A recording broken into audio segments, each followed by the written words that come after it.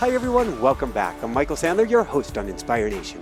If you've ever wanted more happiness in your life, then do we have the Emotional Advantage show for you. Today I'll be talking with Randy TARAN, best-selling author, speaker, the CEO and founder of Project Happiness, and the author of a brilliant book on bringing joy into your life, Emotional Advantage. And that's just what I want to talk with her about today, about embracing all your feelings to create a life you love. That, plus we'll talk about childhood piano lessons, cat and dog cafes, happiness umbrellas, pheromones and musk, Mrs. Bardo and Mozart, and what in the world popcorn, chicken legs, and chocolate cravings have to do with anything. So welcome to the show, Randy. Are you ready to shine? Yes, I am. Thank Woohoo! you, Michael. I'm so happy to be here. So happy to have you here as well. And you have metered and matched my energy perfectly. Yay. I love it. So before we dive right into things, were you always a happy child? No, I wasn't. I would say I was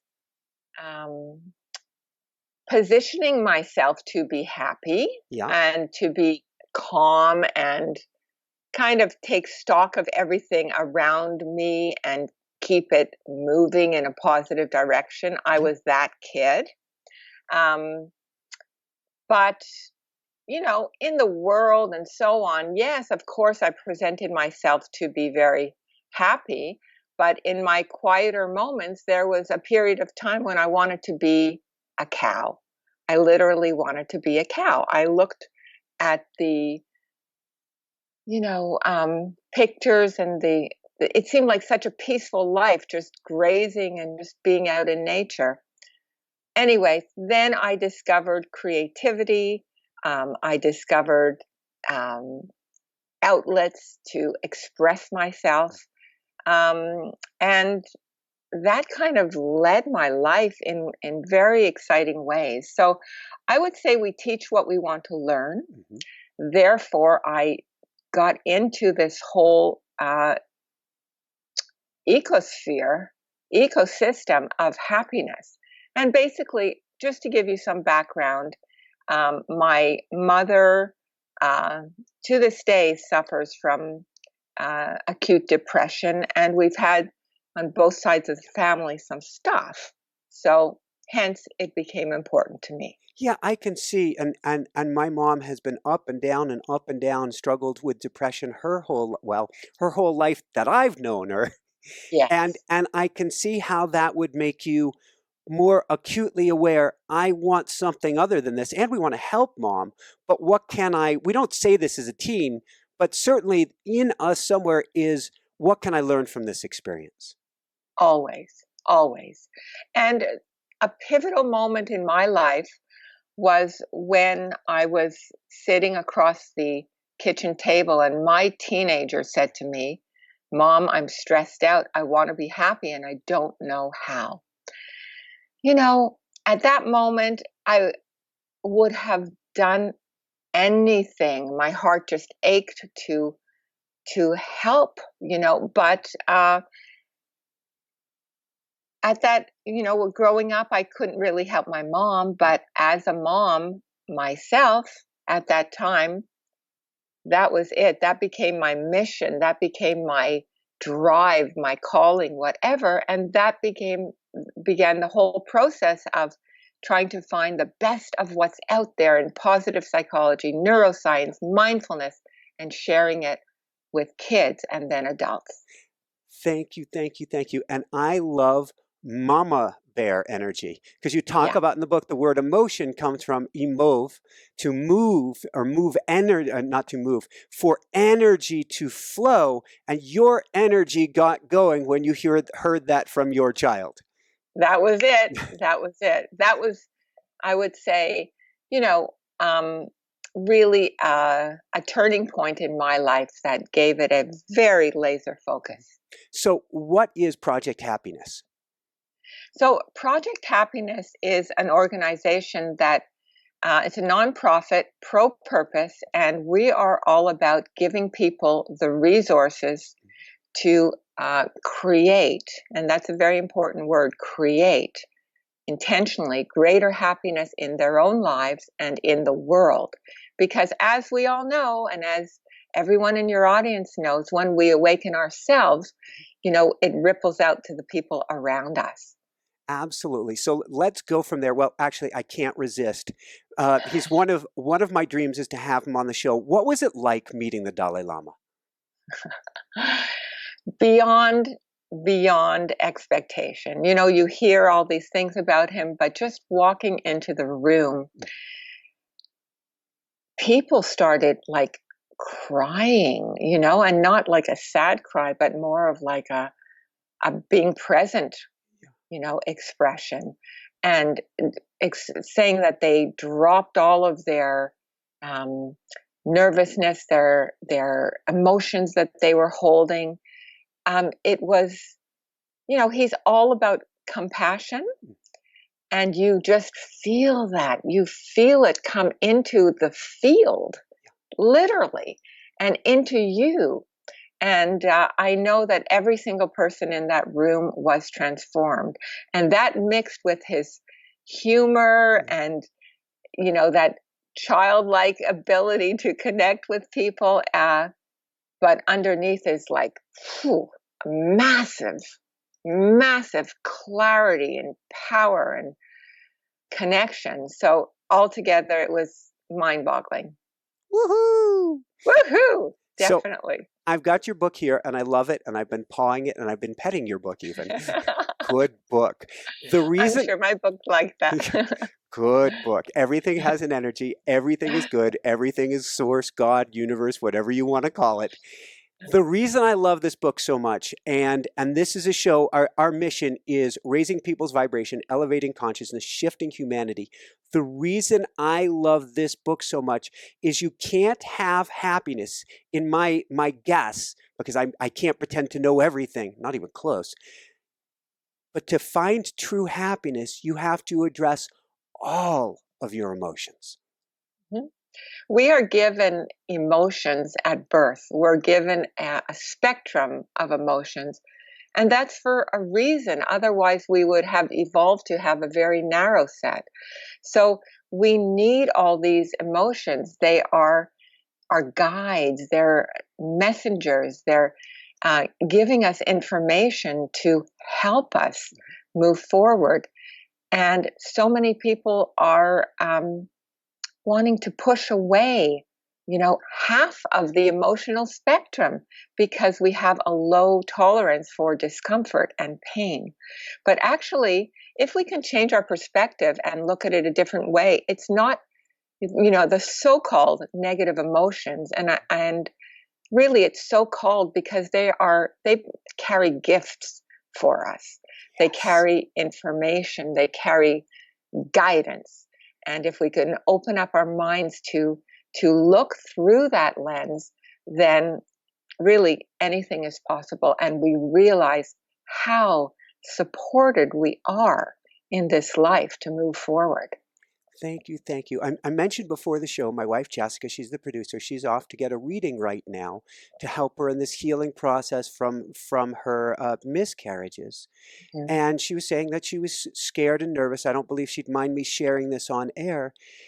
What she's going through is she's getting to experience the emotions. And in a sense, I'll go with make friends with the emotions and see what they have to teach her. Yes. So absolutely. Oh, go for it. Well, I was just going to say that even, and maybe especially, the challenging experiences have wisdom, messages for us. Yes. And this will just support her in her journey going forward and what she has to contribute to the slew of babies that I know are coming your way. Woohoo! Woohoo! All right. So today, the way I structured this, I was kind of devious in my planning. I wanted to make a happiness sandwich. So I want to start and talk a little bit about happiness. Let's dive into all the rest of the emotions. Then we're going to bring it back with our 7 key tips or days for happiness. So what is a happiness umbrella, or what are some of the pieces that make up happiness? Well, happiness is a curious term because some people look at it as, oh, it's only through the sensory emotions, and happiness is all about pleasure and it's frivolous and it has nothing to do with meaning. I don't agree. I love the quote from Tal Ben-Shahar, says happiness lies at the intersection of pleasure and meaning. Yes. And we need both. We need both.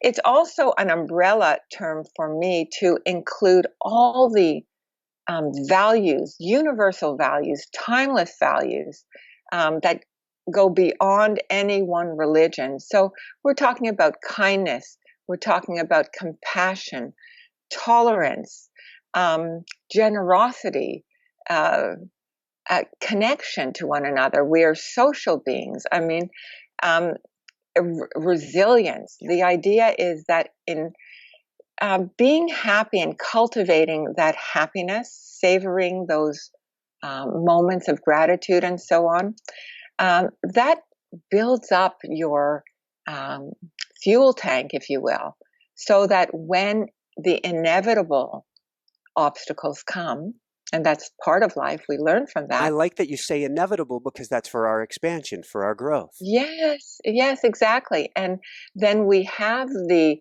fuel, we have the energy, and we have the perspective that we are not, let's say, sadness. We are experiencing sadness. We are not the emotion of anger. Anger is coming through us and out the other side. So that promotes a greater ability to bounce back and even learn from everything that comes our way.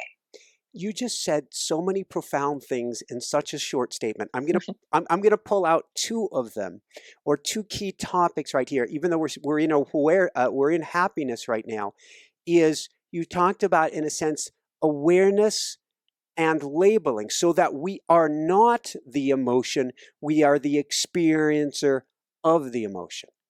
Yes, yes, and that's really important. Dan Siegel has coined the phrase "name it to tame it," which I love.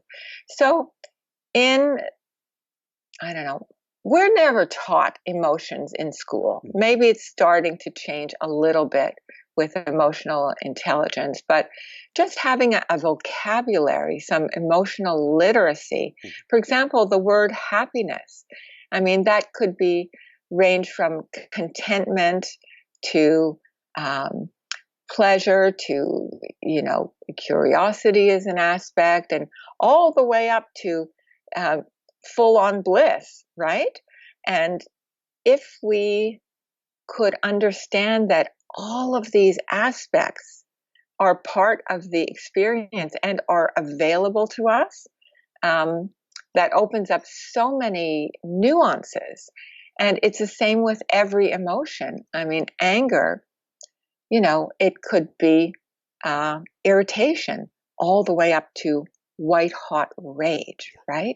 So once we start to understand the various ways our emotions can guide us, identifying these things, then it opens up we look at it from a bit of a distance, so we're not enmeshed in it, caught up by it, taken on a wild ride by our emotions. We can actually look at it, more of a meta experience. And then it brings us to a choice point, because we are, the point between experiencing something and reacting to it. We need that pause in the middle. And labeling allows us to experience that pause. Thank you. I'm thinking each morning I do a heart coherence meditation. I've got the little Oh, heart love math it. device on my ear. Yes, yes, yes. And it asks at the end, and you reference it in the book, you'd ask at the end, is it a big smiley face? You've got a small smiley face? Do you have a neutral face? And you are required to check in and ask yourself, how am I really doing right now? Yes. Yeah.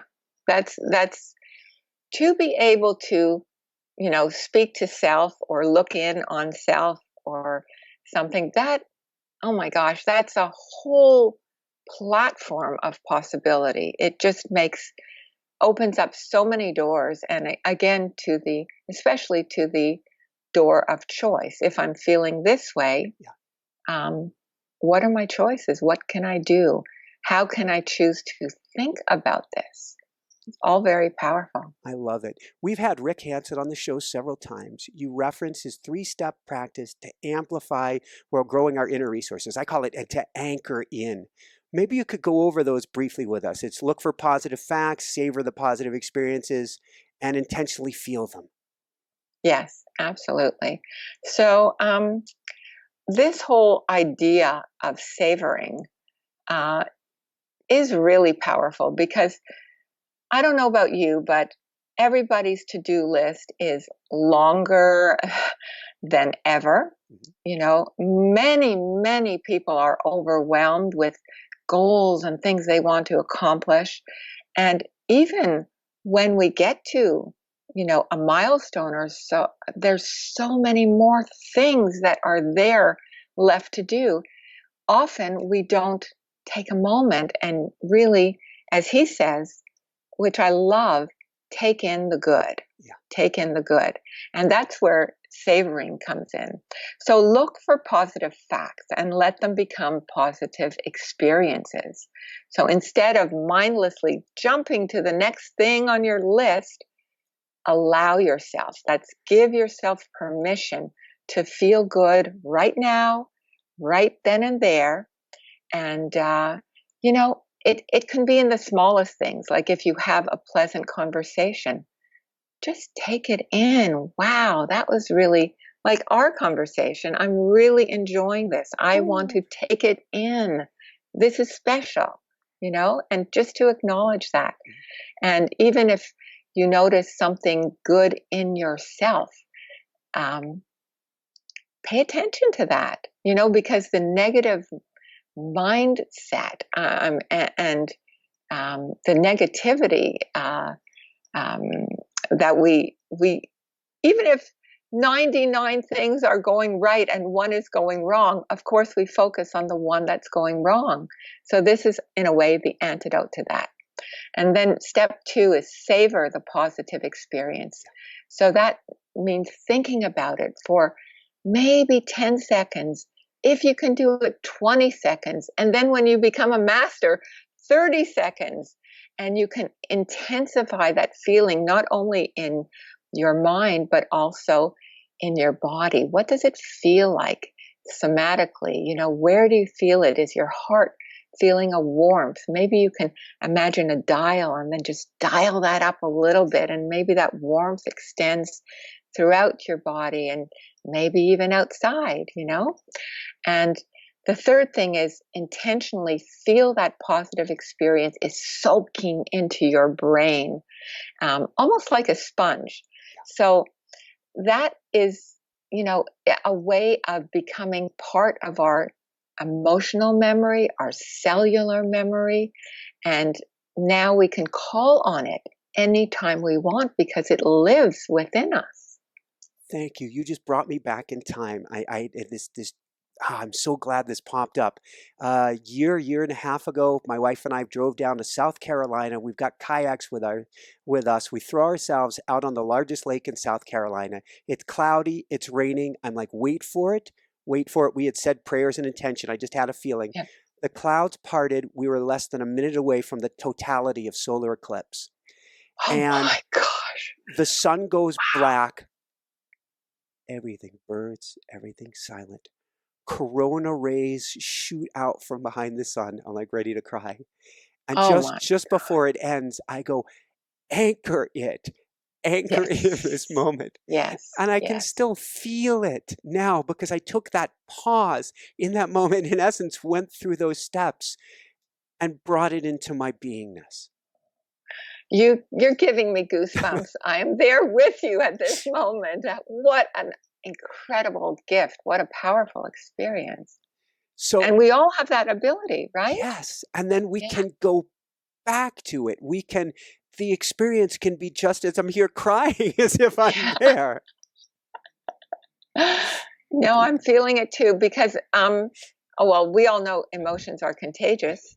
So I'm feeling a bit of what you're feeling. And isn't that wonderful if we can intentionally bring that out? You know, we bring our energy wherever we go, into whatever room we are in, into whatever group we are in.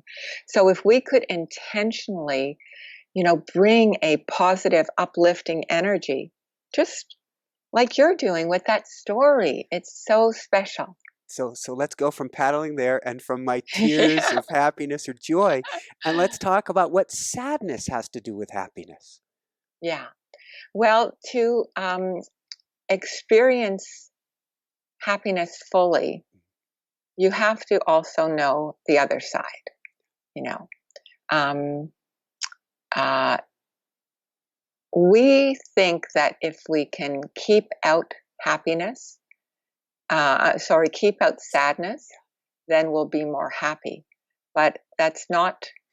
That's actually not the way it works.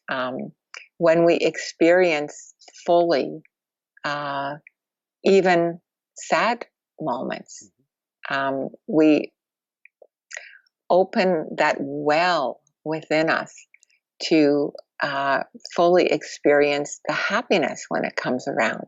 So they're kind of like two sides of a coin, and we need them both, even though. I love the quote from Rumi: sorrow prepares you for joy. It violently sweeps everything out of your house so that new joy can find space to enter.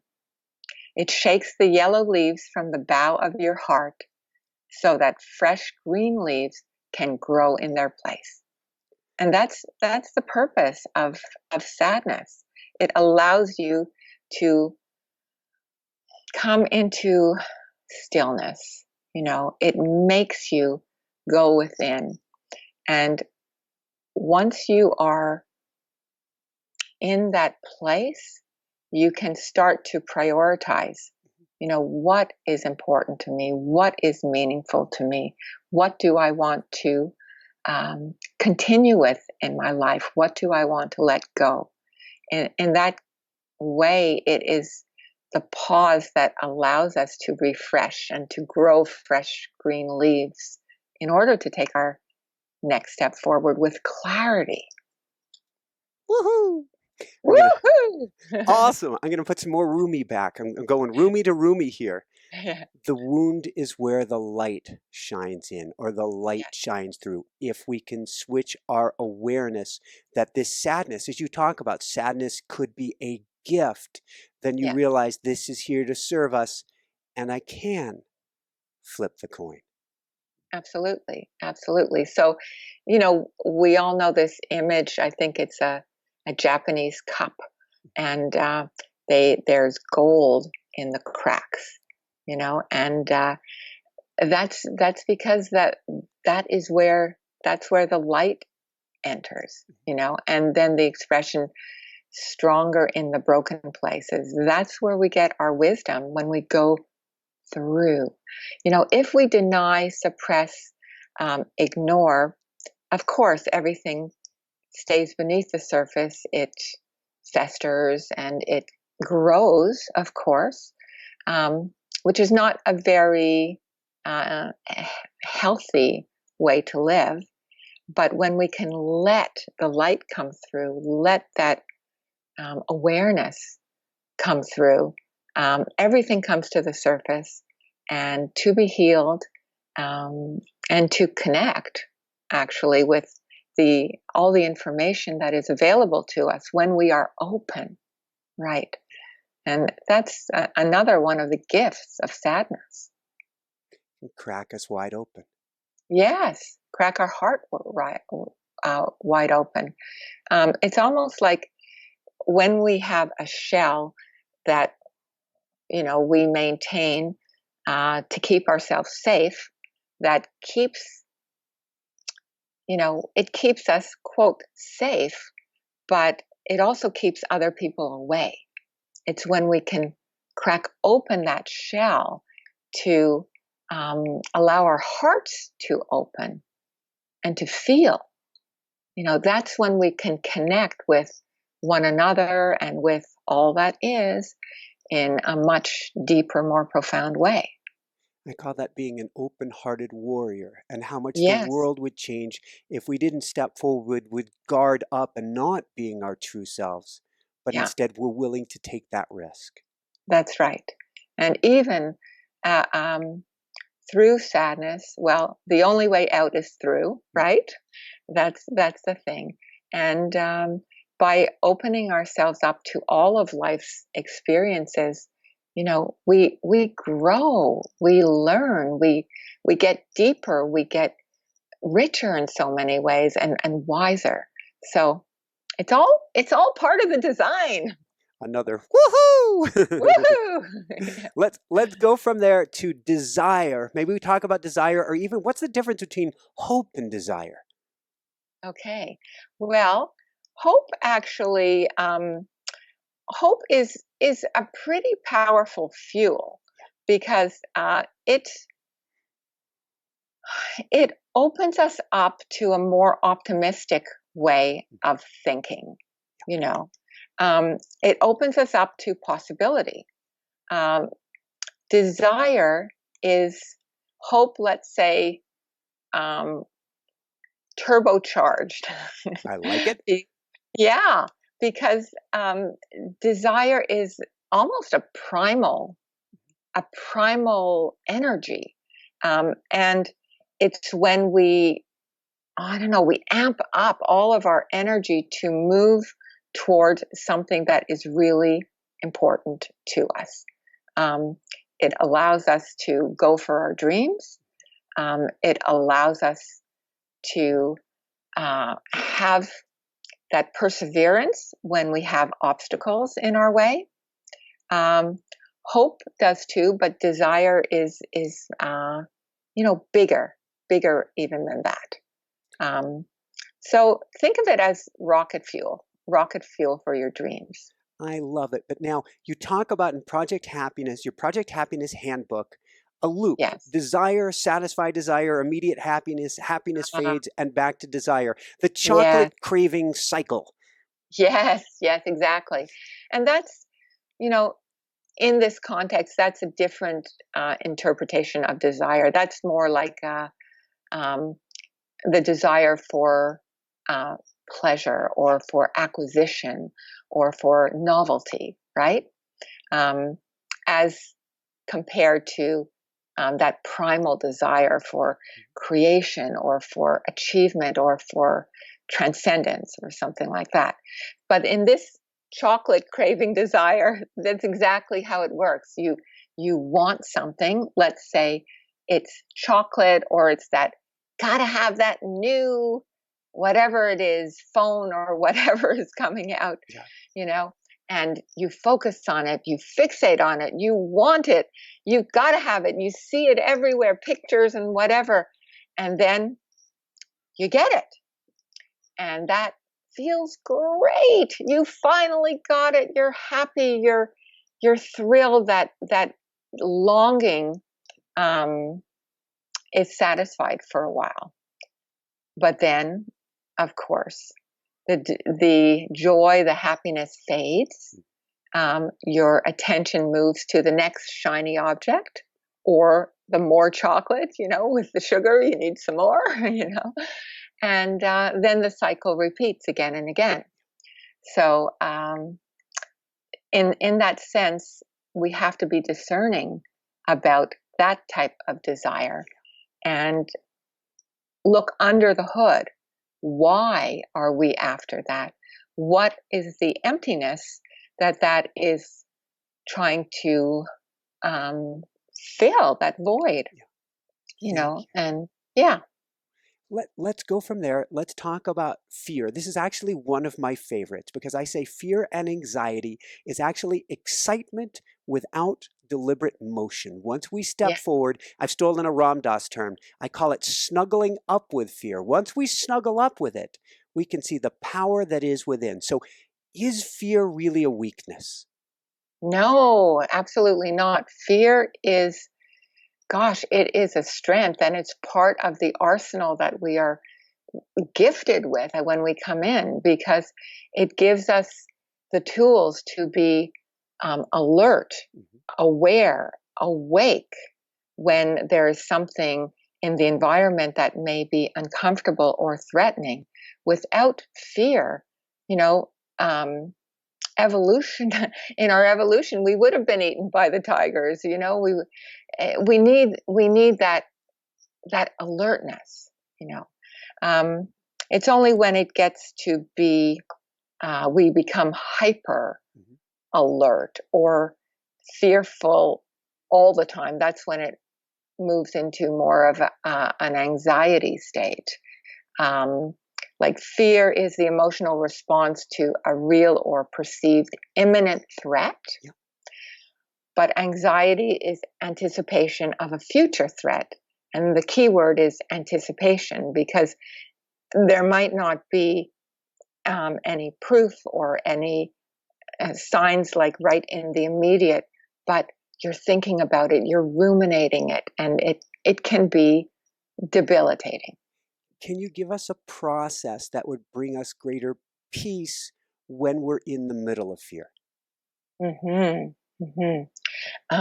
Yes.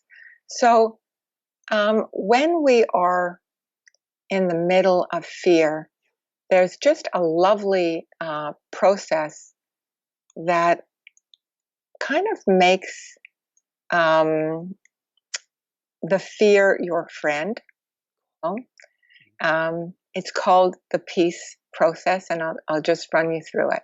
Okay. When fears come up, we have the choice to either befriend them and utilize their, protection to help us get to the other side, or we can numb out with all the binges, whatever it might be, food, TV, exercise, every quote vice you can imagine, but whatever, it's a self-soothing type of thing. So we have that choice. But the biggest fear is to actually feel our feelings, right? So when we can welcome, open the door to accepting that this fear is there to help us. Okay. So let's imagine a baby that is sobbing, right? And similar to a baby, your fears are crying out for you to notice me, listen to me, give me some attention. So you wouldn't lock a baby in a dark basement, right? It's the same with your fears. You want to make it safe for them to emerge. So Christian Michelson has developed this process. It's called, the peace process. And number one is find the feeling in the body. In the body, notice where it's showing up in the body. It could be the heart, the gut, the throat. Where is it? Where is that fear? And then stay present. Keep your attention on that part of your body. And our tendency is to try and solve the issue with our mind, override that body sensation and just keep calm and carry on. But no, this is time to feel it. And then the third thing is accept that feeling instead of suppressing it. Befriend it, like you would a hurt child. You want to send it some care and some love. And then you focus on where it is most intense, where it's in your body, and, keep your attention there. Don't let your mind take you on another trip, and then let it breathe. When you focus your care, the feeling, it can get more intense, it can get less intense, but stay with it and be present. Thank you. You just made a connection for me. We had on Anna Dea do this. She's one of the leading experts on chakras and on energy and what she calls charge.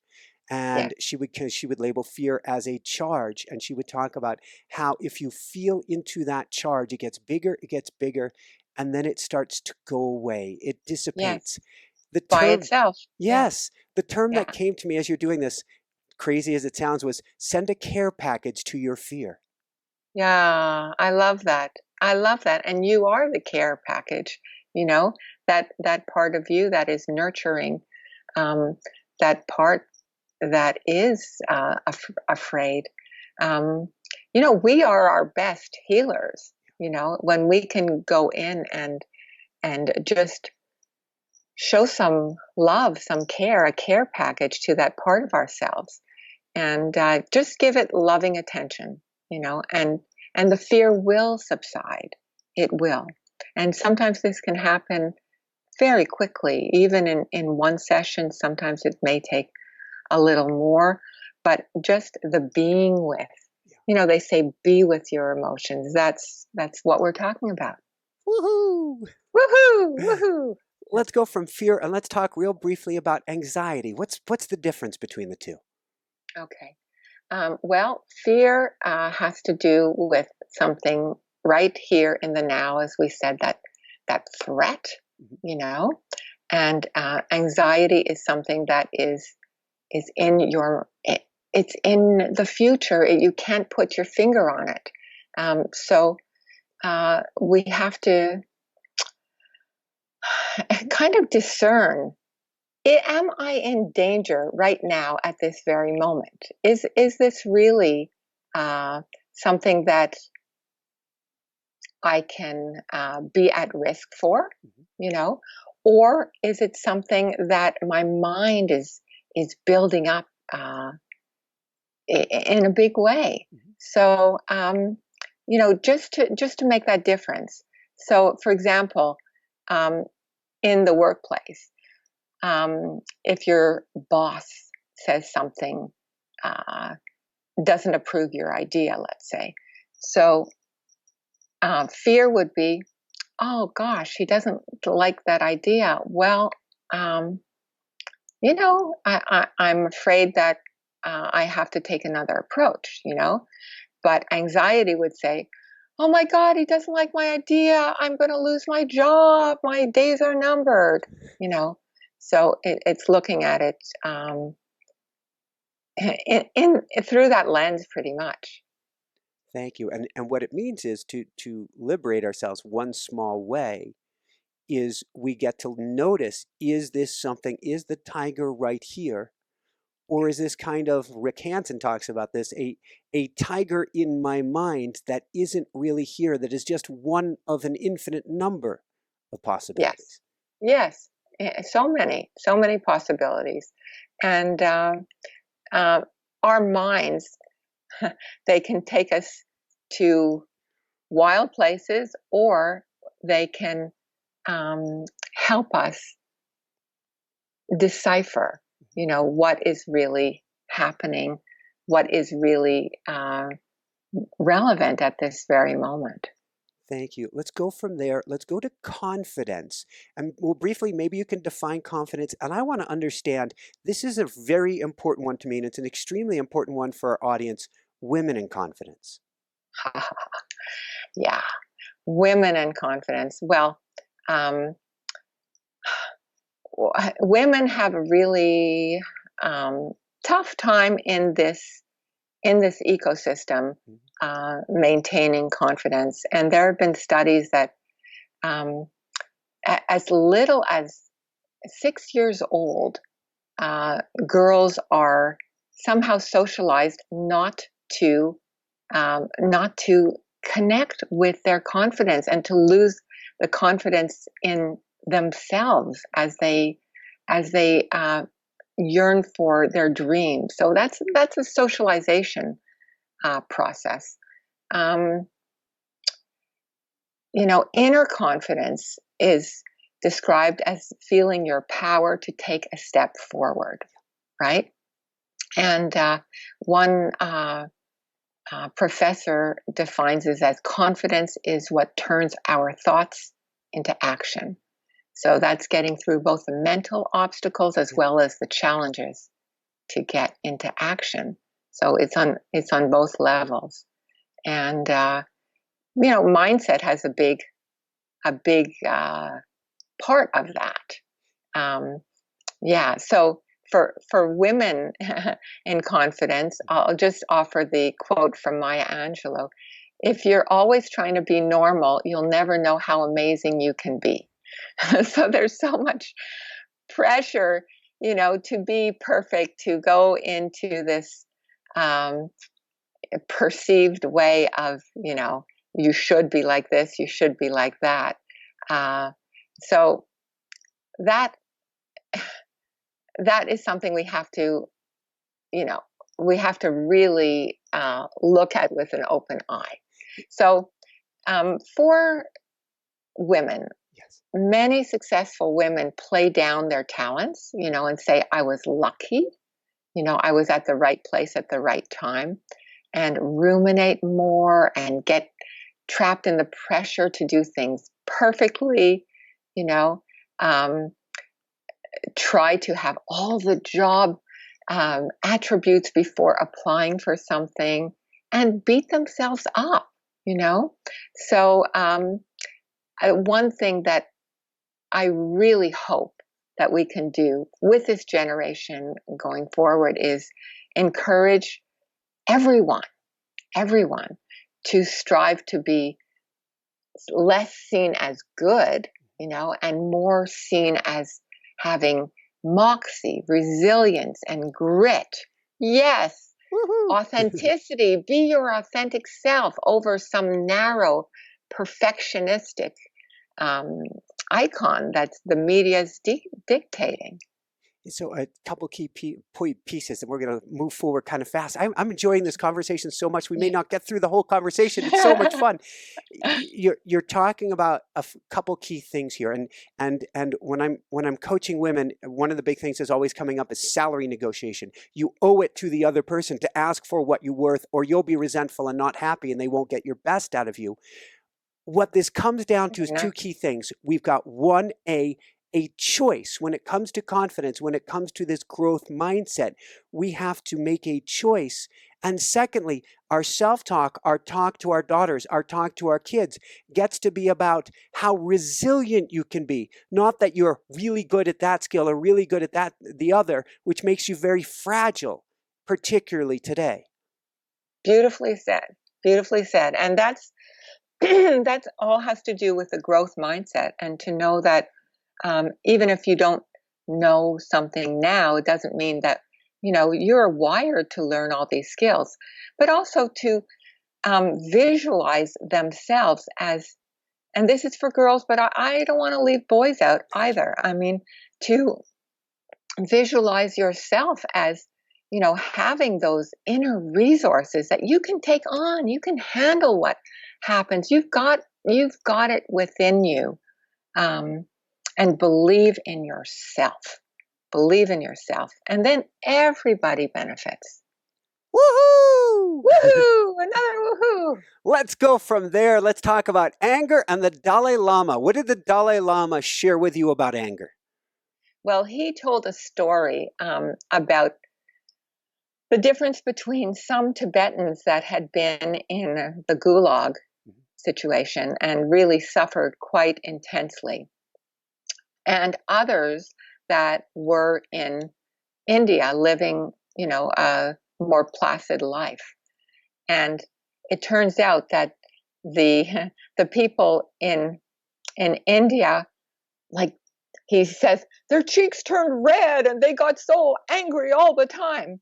But it was the ones that had kind of mastered their mind that were able to be at peace within, no matter what the external circumstances were.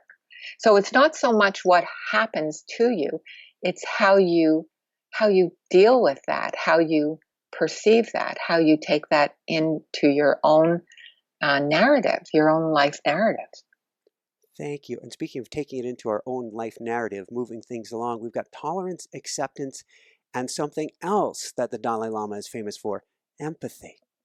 Yes, empathy.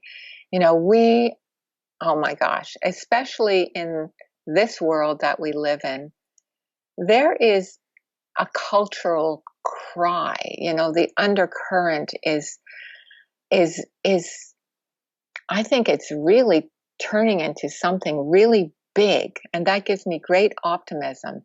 that people are saying that we need to tap into our empathy. We need to put ourselves in another person's shoes. We need to think beyond ourselves and, for the greater good. And empathy is the key to that. And it's really my hope and my commitment that we can bring that out of ourselves and hence one another. And the mirror neurons help with that. But just that intention, I'm sure all of your wonderful audience is very committed to creating a better world as well. We live just outside of Aspen, Colorado, and last year there was a forest fire. This massive fire burned, thankfully, only a few homes. This whole mountain was on fire across the street from our house because a couple of younger individuals had, at a firing range, illegally used tracer bullets. And they caught a brush fire, which made this enormous fire. Now, yesterday, there was a plea bargain. And the reason I bring this up is because I was praying that they would have the minimum anything possible, because they're already so hurting in their hearts. Already there is so much judgment and hatred against them that I was putting myself in their shoes and saying, what would be the best outcome to help them in their lives, which would then help others. And I was very happy that the sentencing, some people may not be happy, was as light as it was, because I'm thinking of their best good and putting myself in their shoes and how that's going to benefit all of us versus punishment, which is not going to benefit anyone. 100%. I mean, punishment just leads to bitterness, suppression. If we can really try and help people heal instead of punishing, and just that brings us back to compassion and empathy and actually forgiveness, which is the antidote to anger. So it really is a big person that is able to forgive. But we have stories that, a woman whose son was murdered at the hands of another young boy, and she took in that boy and helped him along his way. So, I mean, this is miraculous, it's amazing, and it is possible for all of us. Woohoo! You've got that story in the book. He became, if I understood right, her spiritual son, lives next door once he got out of prison. Exactly. And now he's trying to educate others and help others and uplift others. So the chain continues, the ripple expands. And that's so exciting that each of us is that pebble in the pond, and we have that that power, that potential, that energetic possibility to affect so many people around us, and that's how the world changes. Woohoo! Woohoo! All right, we're going to save the last three of the most powerful ones. We're going to save them for people reading your book, Guilt and Shame and Love. But let's bring it full circle here. I called this a happiness sandwich. And so I wanted to go to the 7 happiness habits and 7 days. I can walk you through this if you'd like a little guidance. I don't expect you to remember everything that you've got down there. I just know, I know it from our, we provide, it's kind of like a psychoeducational intervention on Facebook. I love it. And we do this.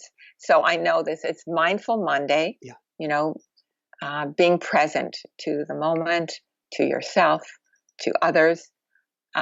Gratitude Tuesday, cultivating gratitude.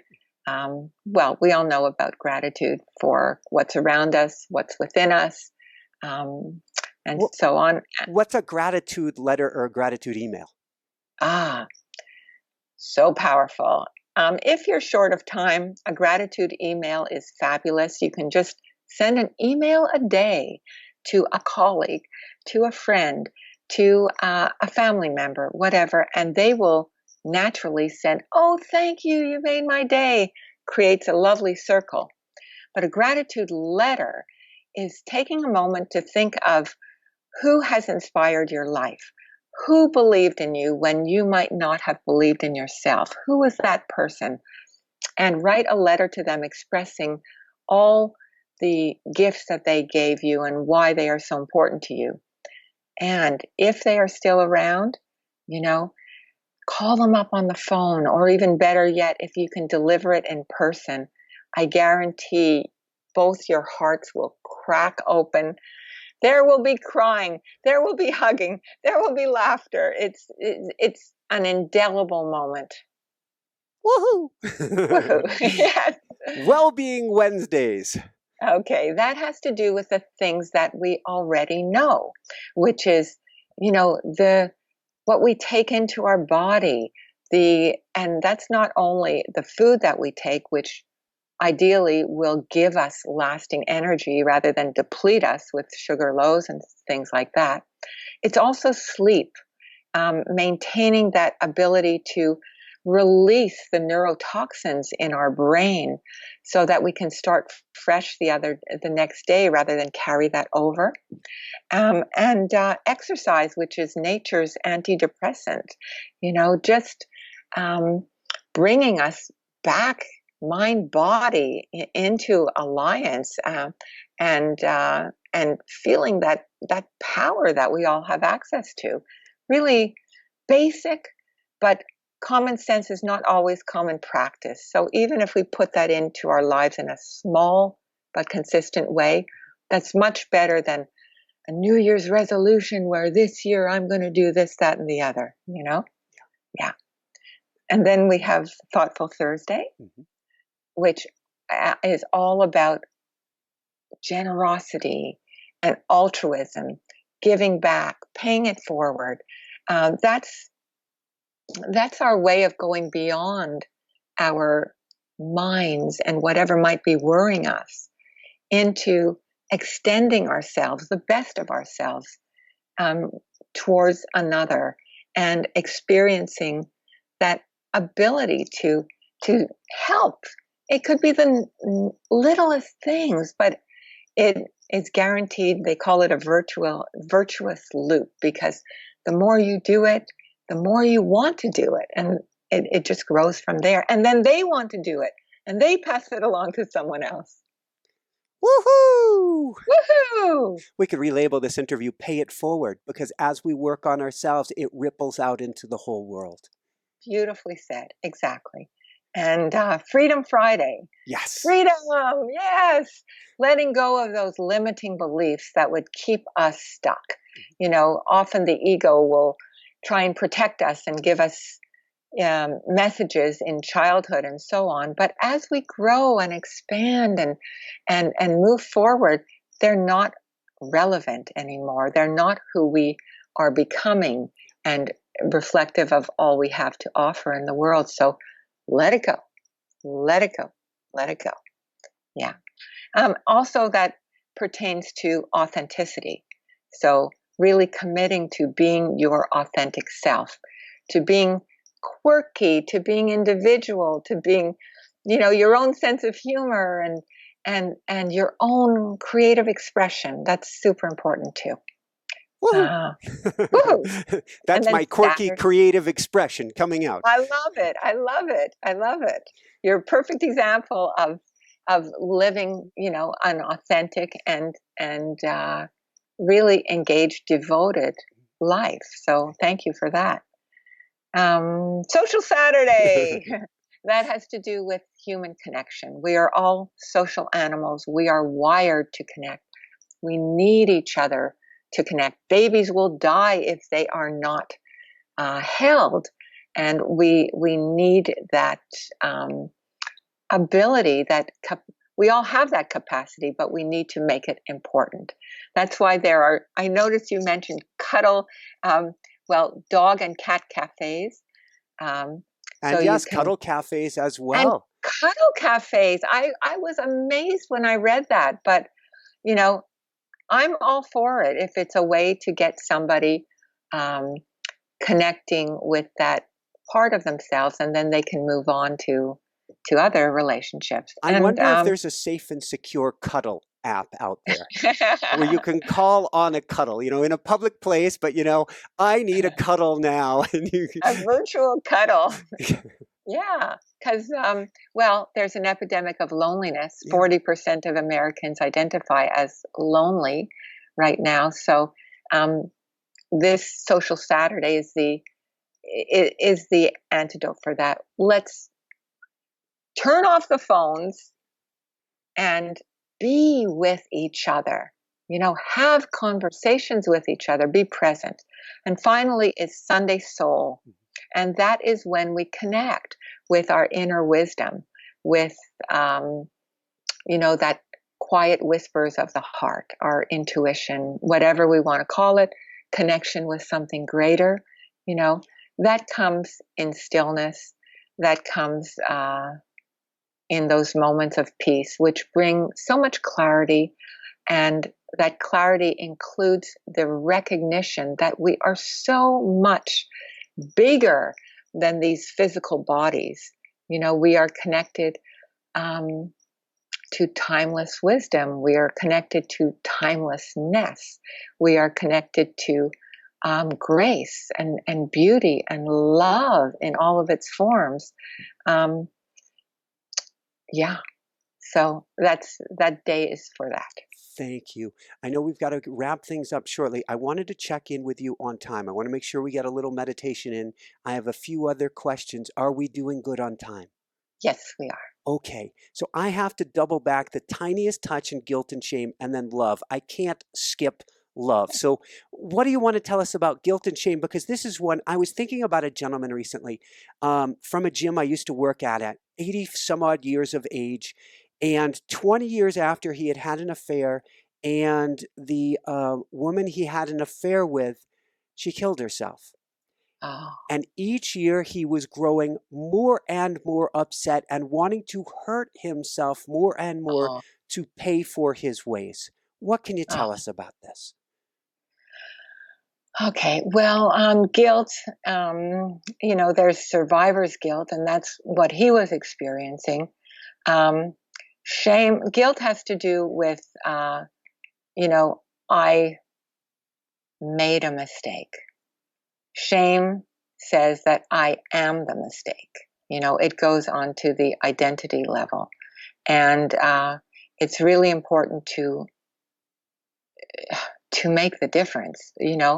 Guilt says I recognize my behavior was wrong, and shame says others can see through me to my flaws. They feel very vulnerable. Guilt says I feel remorse for my actions, and shame says I feel bitter and I blame others. And guilt says I reach out to others, I want to make amends. And shame says, this is my business. This is personal. I'm not talking to anyone. That's why shame is really a dangerous emotion. A carcinogen. Oh, yes. And guilt looks for solutions, and shame, self-medicates to cope. So really important when feeling guilt and shame. Well, with shame, I'd say reach out for help, because this is not your identity. This is not who you are. It's just, it can come from childhood things as well that we carry throughout our life. So everyone has a little bit of it, but it's really important to bring it out in the conversation.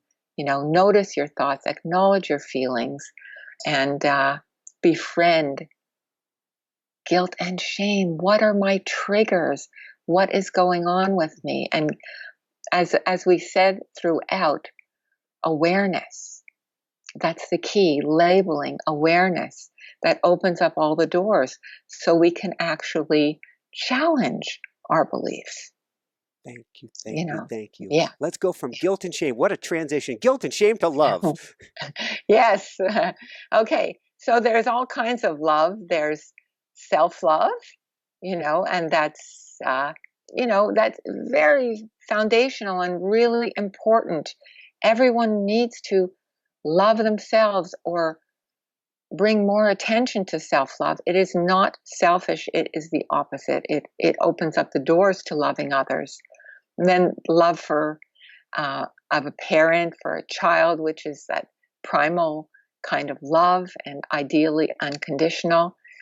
Romantic love as another kind, which can be super intense, and it can either flood the senses, which is, we are wired to do that, by the way. And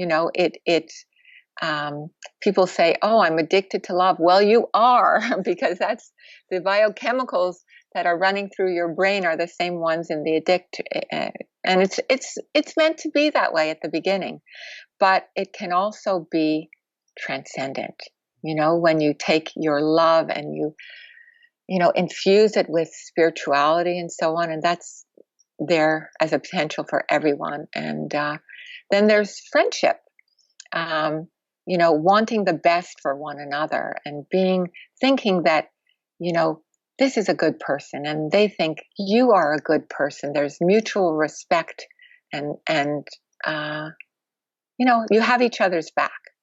And then love for people. And that's all about the greater good.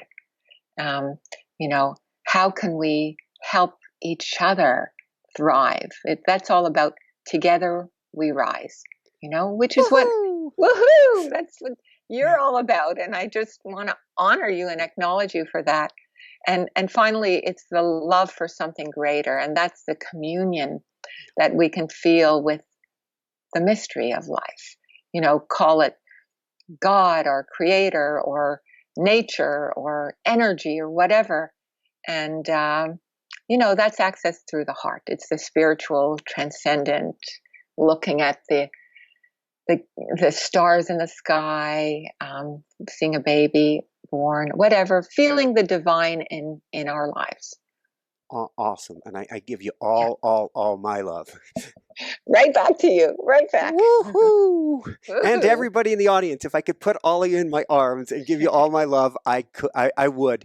Jessica always wants me to ask, what advice would you give to parents today to help their kids with this full breadth of emotions? Okay. That is a great question. And I would say, don't let me put it in the positive. Encourage your children to feel what they feel. Mm-hmm. And you don't have to rescue them. It's very powerful for a child to understand that sadness comes and goes. Yeah. Anger, frustration comes and goes. You're not going to be ecstatic all the time. Emotions come and they go, and they all have messages for us. So it's kind of like, what is that emotion trying to tell you? So if you could have a conversation with your children, like, "Oh, I noticed you're feeling whatever. You seem to be feeling frustrated right now. What is that trying to tell you? Like, what can you learn from that situation?" And let them talk. And it's not like, "Don't be frustrated, go to your room." Aww. It's like, yeah, that's part of life. And when kids can realize that they have the inner resources to notice, to be aware, to learn what's the message, then they name it and tame it and realize their potential. That's a mighty woohoo! Woohoo! So if we get kids who are actually able to become aware and name their emotions, yes, the whole world will change. Yes, yeah. I mean, they are the next generation, and we can expedite that by modeling it for our children. Thank you, thank you, thank you. On that note, what personally brings you the greatest happiness, or what I call the woohoo factor? Woohoo! I think for me, it's a couple of things. It's speaking with you right now and putting our energies together, really to expand, to put these messages out so people can take them into their heart, whatever it's relevant, and be uplifted, and then do that ripple effect. That is more meaningful than anything in my life. And for me, the writing process itself allows me to get into the feeling of flow, of timelessness, and feeling information come through you and so on. And that, to me, is a very, very happy place. That is a... Woohoo! All right. On that note, where can people go to find your beautiful book? I'm going to paw it again here. To find your beautiful book that came out of flow and to find out more. Thank you so much. That, it's available on Amazon. It's available pretty much everywhere. Yeah. And do you have a website you want to send people to? Yes. It's randytaran.com. Beautiful. Yeah. And Randy, before we dive into a meditation, any last words of wisdom you want to share with people today? Yes, I would like to say that you have everything you need already inside of you. You are stronger than you know. You are more resilient than you realize. And everything happens for a reason, and that is to make you stronger and to give you even more to share your beautiful gifts with the world. Woohoo! Woohoo! Thank you so much. This has been phenomenal. I could keep going and going and going. We both wouldn't have maybe the time to do that, but this has been... I love what you're doing, Randy. I said that beforehand. I'll say it now. I'll keep saying it. And what you're doing is life-changing. And if we can change even a few lives, it's what? They say 1 out of 10. If we can change 1 out of 10 people, we will get a ripple effect that will change the whole world. Yeah, I think that's what we all hold as our intention, So it's just wonderful to be together in this. Thank you. So would you mind leading us, and unless you're driving down the road, would you mind leading us in a guided meditation then? Sure. We call this the color meditation because we're working with colors. And you see, I'm a big fan of colors, like on the cover of the book. So, and for those who can't see it, we've got blue, we've got green, we've got yellow, we've got orange, we've got red, and we've got every blend in between as well. The colors of the spectrum, and which are the colors of our emotions. So let's all take a breath in, hold it for a sec, and exhale. And one more. Inhale and hold it. And exhale. Now feel yourself on your chair, your floor, wherever you might be. Feel your seat on the bottom, your feet connecting to the ground. Allow your spine to be straight but not rigid. And you can put a slight smile on your face. And keep with that breathing, that slow breathing. And think of 2 colors right now. One is the color of joy, of bliss, of serenity, of peace. What is your color for that? And now think of another color, the color of stress, the color of tension, the color of fear, or whatever is holding you. Maybe it's the feeling overwhelmed from your everyday life. What color is that for you? So you have 2 colors.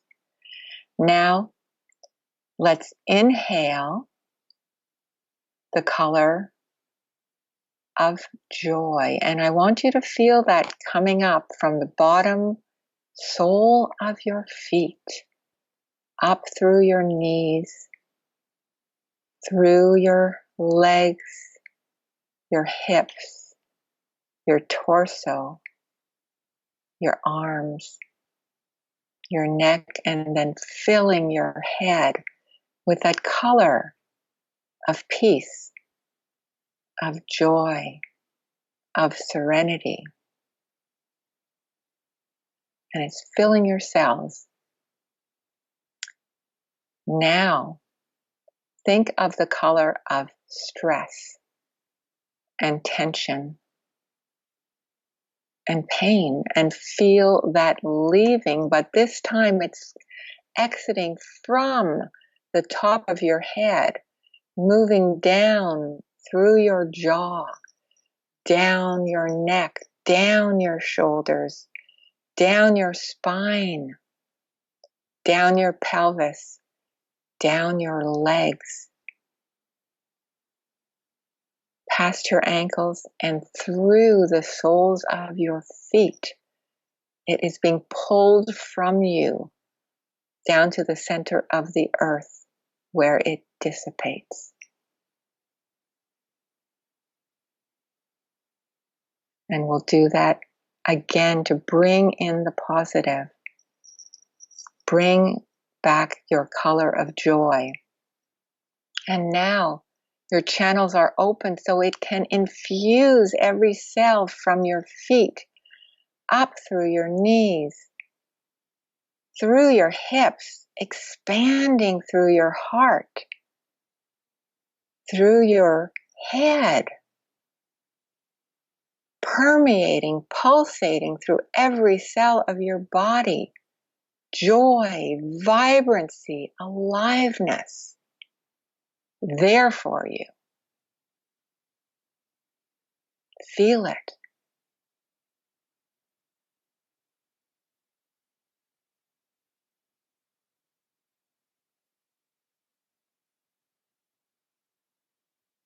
And now we'll take any residues of tension, stress out of your body, starting from the top. Connect with that color. And I want you to feel like it is being pulled as if from a magnet below your feet that is pulling that stress out of your body, down through your head, down through your chest, down through your legs, collecting any remnants of stress, of tension that are ready. It's leaving your body, collecting, moving down through your feet and effortlessly flowing to the center of the earth where it dissipates. And finally, we're going to bring in all that joy, all that serenity, connect with that color, and notice how easily it is coming up through your legs, your pelvis, your chest, your heart, and now your head. And now not only is it vibrating within the cells of your body, you can actually send it out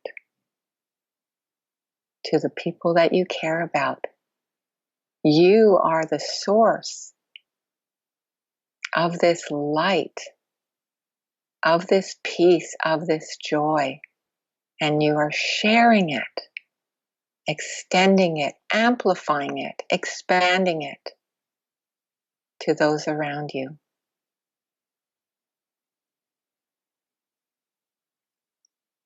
And hold that image, feel the warmth, feel the power, and know that you could come back to this at any time. It is embedded within you, there for you. It is who you are.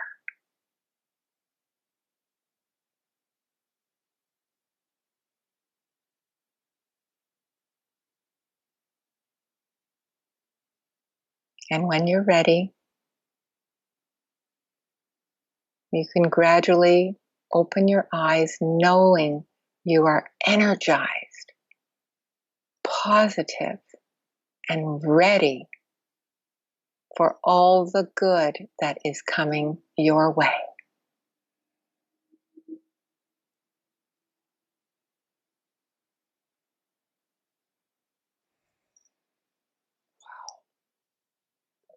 Woohoo. Oh, I was sending out this golden light. This is just my favorite color, if you can't tell. And I'm just sending it out to everybody who's listening here, just putting them all in this light. This has been phenomenal, Randy. I cannot thank you enough. Oh, I thank you. It's been such a joy, such a pleasure, really. Thank you, thank you, thank you. So, I'm going to crank it up for the finish here. You got me in a place of bliss now. Yeah. For everyone out there, this is Michael Sandler saying, be well, have fun, get emotional advantage, and begin embracing all your feelings today and shine bright. Woohoo! Woohoo! Out of the park, Randy. This was awesome. Oh, thank you. Thank you so much, Michael. This has just been a privilege. I just loved every moment. It so goes both ways. It so goes both ways.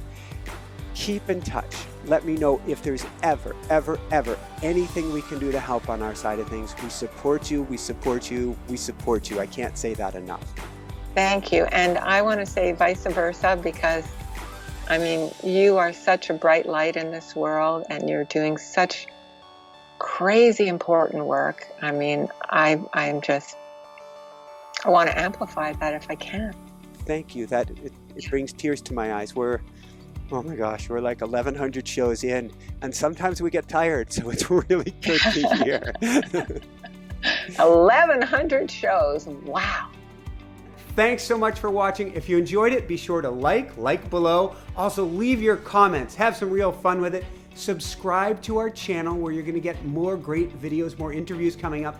And check out our website, inspirenationshow.com. That's where you'll find tips, blogs, information, videos you won't find anywhere else, and useful and helpful resources to really help you kickstart your life and to shine bright. Thanks so much again. Thank you for your support. Like, comment, subscribe. See the website. Thanks so much, and have fun. Of course, shine bright. Woohoo!